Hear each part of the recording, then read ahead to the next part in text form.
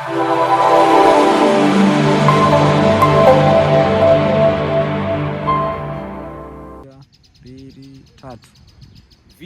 Media ndo kituo kabisa ambacho kinaweza kukupasha habari ambazo ni za kimichezo na zilizo bora. Na leo tunaenda kumwangazia mshambuliaji hatari wa kikosi cha Mamelodi Sundowns, Masanda Wena. Sio mwingine ni Peter Shalulile, mchezaji ambaye kwa siku za hivi karibuni amekuwa na uvumi mkubwa sana wa kujiunga na klabu ya Simba. Na yote ni kwa sababu klabu ya Mamelodi Sundowns ni kama vile msimu huu toka ujua walimu wapya ambao wamekuwa wakiingia kwenye kikosi cha Mamelodi Sundowns wamekuwa wanamnyima uhuru ama namba ya moja kwa moja kwenye kikosi. Lakini Peter Shalulile ndiye mchezaji ambaye ana rekodi mbalimbali kwenye ligi ya PSL ambayo kwa sasa inaitwa Betway pale Afrika Kusini.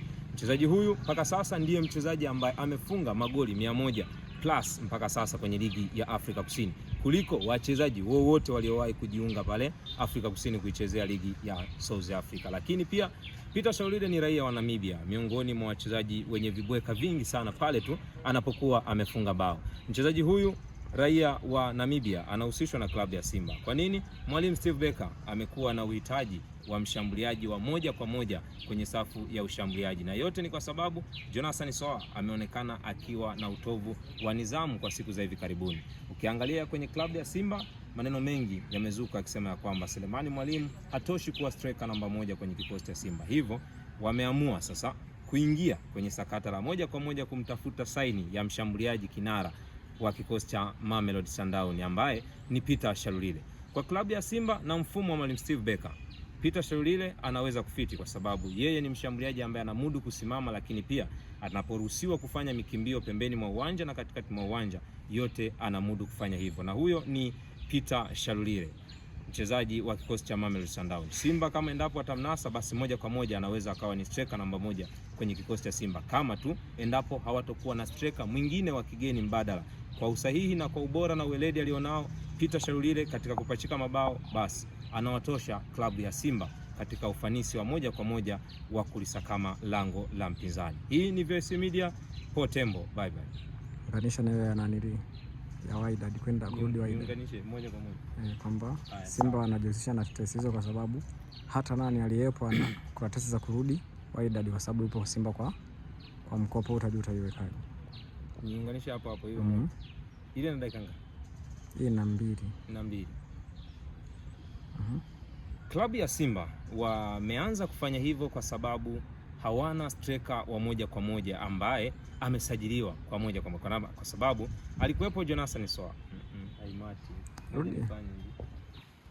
Kwa nini klabu ya Simba inahusishwa na Peter Shalulile, raia wa Namibia, mshambuliaji wa kikosi cha Mamelodi Sundowns? Kwenye kikosi cha Simba wana mastreka watatu.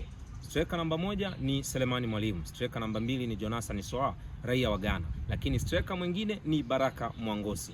Kwenye hawa watatu, mchezaji ambaye amekuwa na muda mwingi wa kucheza kwenye kikosi cha Simba basi ni Selemani Mwalimu, ambaye pia anahusishwa na kikosi cha Mamelodi na kikosi cha Wydad Casablanca kwa sababu ni mchezaji ambaye anaitumikia Simba kwa mkopo akitokea Wydad Casablanca. Ikumbukwe tu Selemani Mwalimu ni raia wa Tanzania, lakini alisajiliwa na Wydad Casablanca hapa Tanzania na alikuwa anacheza ligi ya NBC. Baada ya hapo alijiunga na kikosi cha Wydad na hatimaye kwenda kucheza kombe la klabu bingwa la mabingwa duniani, yani kombe la dunia kwa ngazi ya vilabu.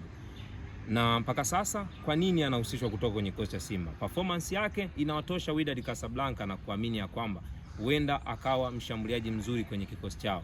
Siku za hivi karibuni wanadai ya kwamba wanataka arudishwe kwenye kikosi chao kwa sababu bado wana mkataba na Selemani Mwalimu. Kwa hiyo Simba wameanza tetesi na mchezaji kama Peter Shalulile ni kwa sababu hawa wachezaji wote watatu ambao wapo kwenye kikosi cha Simba mpaka sasa hawana uelekeo wa kudumu kubaki kwenye kikosi cha Simba, akiwemo Jonathan Soa ambaye wao wanadai ya kwamba ana utovu wa nidhamu. Kwa hiyo huenda Simba ikaachana na Jonathan Soa na huenda Simba ikamkosa tena Selemani Mwalimu ambaye mpaka sasa ni top scorer kwenye kikosi cha Simba, akarudi kwenye kikosi cha Wydad Casablanca. Kwa kama endapo atarudi, ina maana Simba wanakuwa wamemkosa mshambuliaji ambaye ni tegemezi kwa sasa. Lakini pia hapo Simba wanapigwa kwa sababu walimsajili Jonathan Soa kama mchezaji ambaye ataenda kuwapa moja kwa moja kile ambacho wao wanahitaji, lakini mpaka sasa ameshindwa kuwaofa kile ambacho wao walikuwa wanahitaji kwenye kikosi cha Simba. Kwa hiyo Simba wanahusishwa na Peter Shalulile kwa sababu ni striker ambaye anaweza kumudu kucheza kwenye hiyo nafasi, ambao hawa mastreka watatu ambao wapo kwenye kikosi cha Simba huenda wasiwepo msimu unaofuata wa ligi ya NBC Premier League pamoja